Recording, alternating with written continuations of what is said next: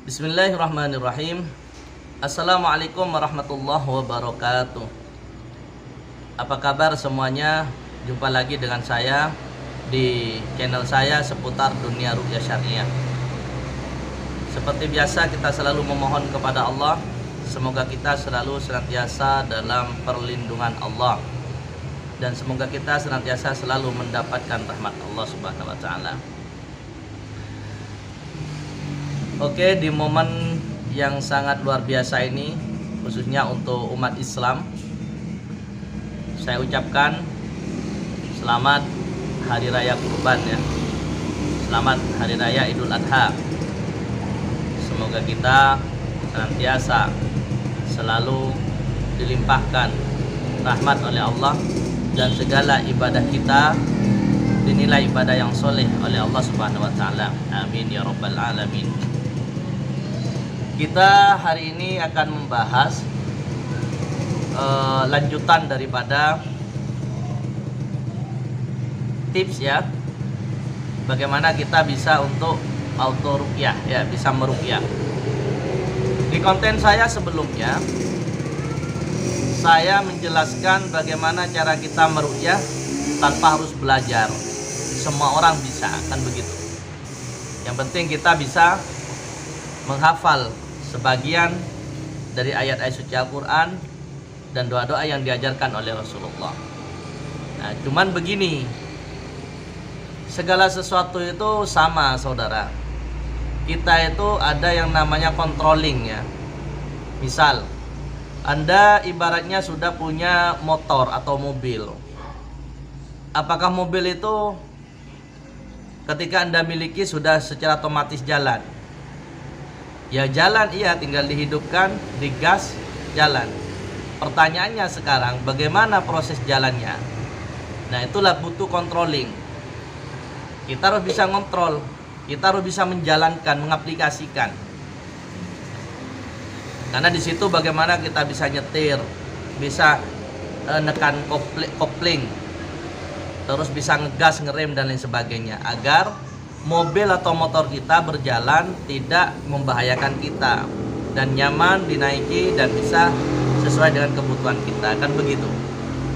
Begitu pula dengan ruqyah. Ketika Anda sudah tahu bagaimana caranya meruqyah, terus Anda di sini kan akan dihadapkan dengan beberapa hal, yaitu beberapa macam keluhan, kan begitu. Anda ini sudah tahu caranya meruqyah. Oh, ternyata ruqyah secara syar'i tidak perlu ada pengamalan khusus. Karena memang banyak di kalangan masyarakat menilai, berpikiran bahwa ruqyah itu ada amalan khusus, yang sehingga masyarakat, saudara-saudara kita di luar sana merasa tidak bisa untuk meruqyah diri sendiri. Dianggapnya ada amalannya. Kenapa saya bilang begitu? Karena saya sering ditanyakan, ketika saya menangani pasien, terus pasiennya kan kalau ada jin mereka reaksi nih, ada yang muntah-muntah. Nah, di situ saya dianggap orang sakti. Karena jinnya takut, otomatis saya dianggap seakan-akan di sini saya melakukan tirakat atau puasa ataupun kita melakukan tapa ya.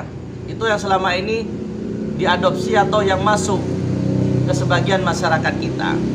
Orang sakti itu tidak lepas daripada spiritual, artinya ritual-ritual.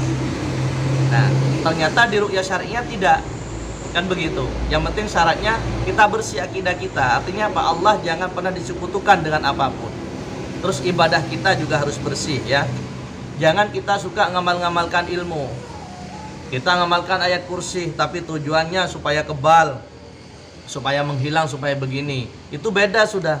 Yang awalnya ayat kursi itu kita mendapatkan limpahan pahala, akhirnya kita ada interaksi, ada kerjasama dengan jin, kan begitu.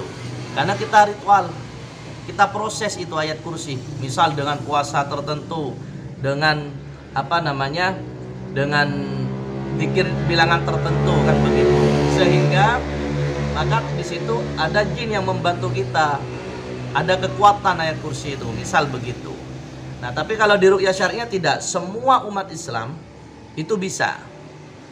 Dan itu ketika Anda bisa meruqyah, tidak ada istilah dicabut, bisa dikembalikan. Tapi oke lah, sekarang saya akan membahas ketika Anda sudah bisa meruqyah di sini ya. Terus bagaimana sekarang controllingnya kan begitu. Kemarin saya contohkan nih, misal anak Anda sakit ya, panas kan begitu. Nah, kita sudah tahu nih, terus bagaimana caranya kita meruqyah? Kan begitu. Caranya meruqyah bagaimana? Nah, semisal anak kita sakit, maka yang biasa dipakai itu oleh para roqi ya, itu biasanya misal Al-Fatihah. Jadi Al-Fatihah dibacakan sebanyak 7 kali dan ditiupkan kepada air. Atau dibacakan. Kalau ditiupkan kepada air, maka nanti diminumkan ke anak. Terus juga bisa di situ dibacakan langsung. Kan begitu. Nah, terus bagaimana supaya Anda mengobati anak yang sedang sakit itu maksimal. Nah, di sini diperlukan itu pendekatan ilmu, saudara. Anda harus pahami dulu panas itu sebabnya apa saja. Apakah murni medis atau non medis? Atau kedua-duanya, ada medisnya dan non medisnya. Biasanya ini sering terjadi pada anak kecil ya, karena anak kecil ini basicnya kurang. Makanya tidak heran nanti juga kita bahas ciri-ciri anak yang kena jin ya, seperti apa ciri-cirinya. Nah, kita di sini anggaplah ini mau medis mau non medis, maka kita harus menggunakan semua pendekatan itu. Pertama, biasanya anak panas secara medis ya, itu biasanya butuh dipijat. Ciri-cirinya kan panas separuh, bawah tidak panas, biasanya begitu. Jadi otot ini sudah mulai banyak yang kaku, maka dipijat si anak ini. Terus panas biasanya secara medisnya itu ada gangguan, baik dalam infeksi pencernaan biasanya oleh virus atau bakteri patogen. Nah, makanya di situ kita kasih paracetamol untuk menurunkan. Kecuali selama 3 hari, katanya kan begitu secara medis ya. Kalau selama 3 hari biasanya nggak turun-turun, biasanya ada pendekatan baru dokter itu, biasanya dikasih antibiotik dan lain sebagainya. Nah, dalam hal ini maka anak kalau masih kecil ya kita pijit, yang ngerti pijit, lemeskan dulu. Nah, setelah itu kita kasih paracetamol. Nah, sebelum itu baru diruqyah, karena khawatir ada indikasi juga keikutsertaan jin. Maka di situ bacakan Al-Fatihah 7 kali ke air ya. Kalau ini sudah minum air putih ya. Nah, jadi kalau anak sudah bisa minum air putih, kita bacakan Al-Fatihah 7 kali, ayat kursi 3 kali, Al-Ikhlas 3 kali, Al-Falaq 3 kali, An-Nas 3 kali. Kita minumkan. Mau itu langsung air putih, mau dicampur dengan susu atau apapun. Bisa nanti pakai air juga kalau buat kompres. Nah, terus sambil dibacakan ke anaknya. Jangan sekali kalau baca. Kita nggak bisa nuntut. Kita bisa ngeruqyah, katanya ini bisa penyembuh kan begitu. Jangan, kita nggak punya hak. Dan biasanya kita maunya juga ngatur supaya cepat sembuh kan begitu. Terus urusan Allah. Nah, kalau kita sudah, baru kita kasih paracetamol. Gitu. Nah, kalau biasanya kalau ciri-ciri medis dikasih paracetamol, biasanya setengah jam sampai 1 jam itu biasanya sudah enak, sudah mulai turun. Nah, tapi kalau nanti ciri-cirinya anak misal ada gangguan yang nggak wajar, ya sudah dibacain lagi, perdengarkan ke telinga ya, gitu. Maka insya Allah anak kita akan diberi kesembuhan ya Allah, dan itu yang sering kita lakukan kepada pasien-pasien kita. Oke, mungkin itu dulu ya lanjutan dari materi kita, bagaimana supaya kita bisa meruqyah mandiri.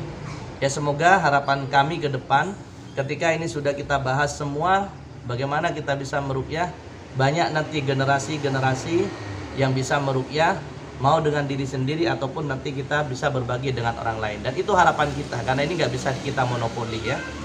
Dan jangan lupa didukung terus konten ini ya.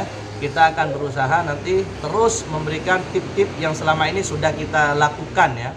Kita akan berbagi pengalaman selama kurang lebih saya 16 tahun di sini. Nah, di situ insya Allah kita bagi semua. Makanya dukung konten ini, semoga kita bisa istiqomah ya untuk terus membuat konten-konten seputar ruqyah syariah.